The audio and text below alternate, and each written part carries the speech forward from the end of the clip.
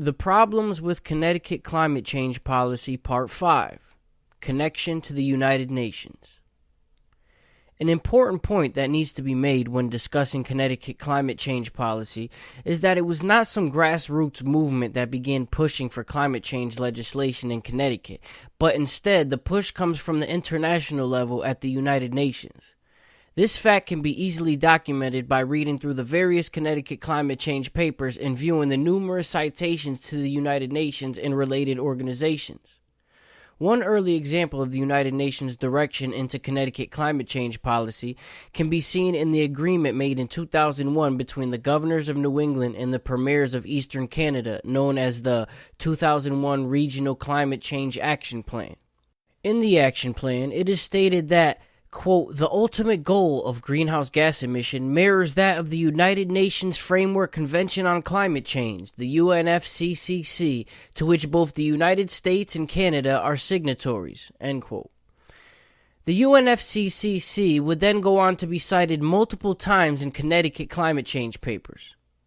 Signatories of the 1992 UNFCCC have agreed to adopt policies that help fight climate change, encourage the stabilization of greenhouse gas concentrations in the atmosphere, and promote sustainable development.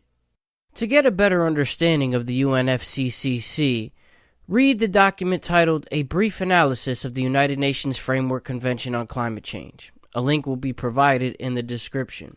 It should also be noted that at the 1992 United Nations Conference in Rio, where the UNFCCC was presented, another important UN document, Agenda 21, was also presented and accepted by President George Bush on behalf of the United States. Even though, to my knowledge, Agenda 21 is not directly referenced in Connecticut climate change documents, it is important to note because being a much larger and more detailed plan than the UNFCCC, it lays out a more specific agenda on how sustainable development is to be carried out. It is highly recommended to any interested reader on the subject to read A Critical Analysis of Agenda 21, United Nations Program of Action. Again, the link will be provided in the description. The 2001 New England Governor's Agreement would go on to form the foundation of Connecticut climate change policy, and as just explained, its goal mirrored that of the United Nations.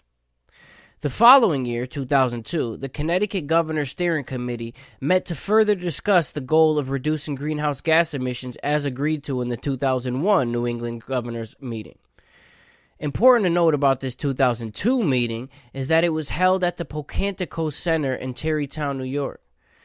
This land at Pocantico was originally purchased by John D. Rockefeller and is now managed by the Rockefeller Brothers Fund.